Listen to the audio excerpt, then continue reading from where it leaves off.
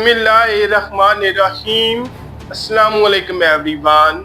मैं हूं आपका मेज़बान मोहम्मद उसामा खालिद। उम्मीद करता हूं कि आप सब खैरियत से होंगे। कुर्लुश ओरहान की एपिसोड नंबर 22 का तीसरा ट्रेलर रिलीज हो चुका है और आज की वीडियो में हम उसी ट्रेलर पे बात करेंगे कि उस ट्रेलर में नई एपिसोड के हवाले से क्या चीजें दिखाई जा रही हैं और बात करेंगे इस ट्रेलर पर भी। लेकिन उससे पहले सुल्तान ओरहान और प्रिंसेस असफोजा की जो सियासी शादी होने वाली है उस पर बात कर लेते हैं, क्योंकि आजकल फैंडम्स बनी हुई हैं कपल्स की और इवन जो सुल्तान ओरहान और नीलोफर खातून के फैंस हैं वो कहेंगे कि प्रिंसेस असफोजा के साथ सुल्तान ओरहान दिली तौर पर शादी कर रहे हैं या इस तरह से बातें करेंगे और इस तरह के मतलब रिएक्शन देंगे और मुफ्त का हेट प्रिंसेस असफोजा को मिलेगा। और इसी तरह से जो प्रिंसेस असफोजा के फैंस होंगे वो नीलोफर खातून को कहेंगे कि वो ओवर रिएक्ट कर रही हैं। तो मतलब इस तरह के रिएक्शंस आ ही जाते हैं, जबकि ये एक सियासी शादी है और सियासी शादी होने के साथ साथ इसकी एक अहमियत भी है, क्योंकि जब सुल्तान ओरहान और प्रिंसेस असफोजा की शादी हुई थी तो तब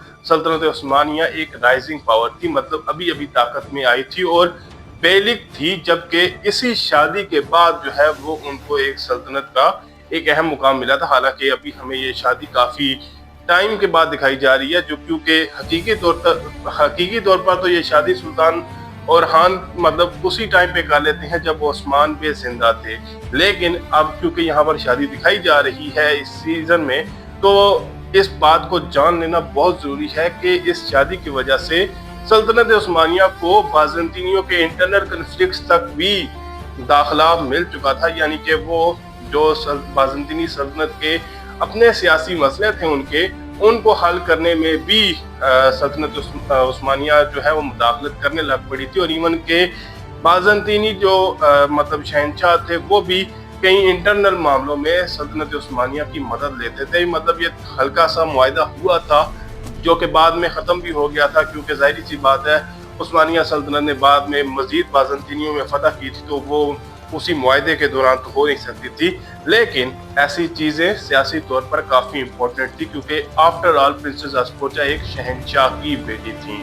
अभी बढ़ते हैं हम इस ट्रेलर की जानिब और देखते हैं कि इसमें आने वाली किस्त के हवाले से क्या चीज़ें दिखाई जा रही हैं। Devlet sade kılıçla kanla muteber kılınıp trailer के पहले ही सीन में हम नीलोफर खातून को देख सकते हैं, जबकि यहीं पर सुल्तान ओरहान का डायलॉग भी सुनाई दे रहा है और वो ये बात बोल रहे हैं कि सल्तनत सिर्फ खून बहाकर या तलवार के साथ नहीं कायम की जाती। जबकि उसके साथ साथ हम यहाँ पर प्रिंसेस असफोजा को भी देख सकते हैं जो कि यहाँ पर शादी के लिए तैयार नजर आ रही हैं। तो देखते हैं कि हमें इस ट्रेलर में मजीद क्या चीजें दिखाई जाती हैं। payidar olmaz.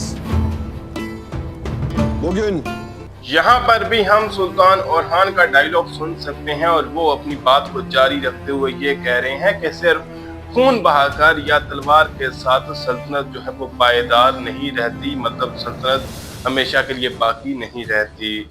जबकि उसके बाद वो ये कह रहे हैं कि आज के दिन, तो देखते हैं कि वो इससे आगे क्या कहेंगे। जबकि यहाँ पर हम फातिमा खातून को सुल्तान ओरहान के साथ देख सकते हैं, तो देखते हैं कि वो क्या कहेंगी। Konstantiniye İmparatorunun kızı Prenses Asporça ile सुल्तान ओरहान अपनी बात को जारी रखते हुए ये कह रहे हैं कि आज के दिन हम कुस्तुनतुनिया के शहंशाह की बेटी प्रिंसेस असफोजा के साथ, तो यहाँ पर वो लोगों के सामने अपनी शादी का ऐलान करते हुए मतलब सुनाए जाएंगे। जबकि उसके साथ साथ हम यहाँ पर प्रिंसेस असफोजा को भी देख सकते हैं और उसके साथ साथ मरहूम खातून और फातिमा खातून को भी देखा जा सकता है और शादी की तकरीब भी देखने को मिल रही है। akdi nikah eyleyeceğiz. तो यहाँ पर सुल्तान ओरहान अपनी बात को मुकम्मल करते हुए ये कह रहे हैं कि आज के दिन हम कुस्तुनतुनिया के शहंशाह आंद्रोनिकोस की बेटी प्रिंसेस असफोजा के साथ निकाह करेंगे। और यहाँ पर सुल्तान ओरहान और प्रिंसेस असफोजा को एक साथ देखा जा सकता है और उनकी शादी की तकरीब इस ट्रेलर में देखने को मिल रही है। हालांकि इस सीन को हम पहले ट्रेलर में भी देख चुके हैं जब इस एपिसोड का पहला ट्रेलर रिलीज हुआ था। Babam Prenses Asporça ile evlenince Süleyman'la mı diyeceğiz? यहाँ पर हम सुल्तान ओरहान के बेटे शहजादे सुलेमान का डायलॉग सुन सकते हैं और वो ये बात बोल रहे हैं कि जब हमारे बाबा यानी कि जब सुल्तान ओरहान प्रिंसेस आस्फोर्जा के साथ शादी कर लेंगे तो क्या हम इस शादी के बाद उनको अपनी वालदा कहेंगे?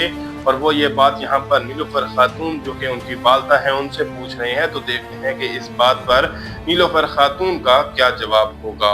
Orhan'dan sonra evlatlarımı mı paylaşacağım ben o hatunla? अब इस सीन में हम नीलोफर खातून को मलहून खातून के सामने देख सकते हैं और यहाँ पर नीलोफर खातून यही बात बोल रही हैं कि क्या सुल्तान ओरहान के बाद मैं अपने बच्चों को भी उस खातून के साथ बांटूंगी, यानी कि सुल्तान ओरहान के साथ तो प्रिंसेस आस्फोर्जा की शादी हो ही रही है, तो क्या इस शादी के बाद मुझे अपने बेटे भी प्रिंसेस आस्फोर्जा के साथ बांटने पड़ेंगे, या इस तरह की वो बात कह रही हैं। Orhan Bey bir tek fırın kızıyla değil, Yüce Roma İmparatorunun kızıyla evleniyor. इस सीन में हम प्रिंसेस आस्फोर्जा का डायलॉग सुन सकते हैं और वो ये बात बोल रही है कि सुल्तान ओरहान या ओरहान पे एक गवर्नर की बेटी के साथ शादी नहीं कर रहे, बल्कि रोम सल्तनत यानी बाज़ंतीनी सल्तनत के शहंशाह की बेटी के साथ शादी कर रहे हैं। और मेरे हिसाब से वो ये बात यहाँ पर गोंजा खातून से ही बोल रही हैं, क्योंकि हम इस सीन में गोंजा खातून को भी देख सकते हैं।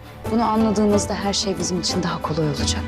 Ben ömrümü bu devlete adamışım. यहाँ पर एक जानब हम प्रिंसेस आस्फोर्जा का डायलॉग सुन सकते हैं जो कि अपनी बात को मुकम्मल करते हुए ये कह रही हैं कि जब हम इस बात को समझ लेंगे तो हमारे लिए हर चीज़ मज़ीद आसान हो जाएगी कि सुल्तान ओरहान एक गवर्नर की बेटी के साथ नहीं बल्कि शहंशाह की बेटी के साथ शादी कर रहे हैं। जबकि इसके साथ साथ हम यहाँ पर सुल्तान ओरहान का डायलॉग भी सुन सकते हैं जो कि ये बात बोल रहे हैं कि मैंने अपनी ज़िंदगी इस सल्तनत के लिए वक्फ कर दी है।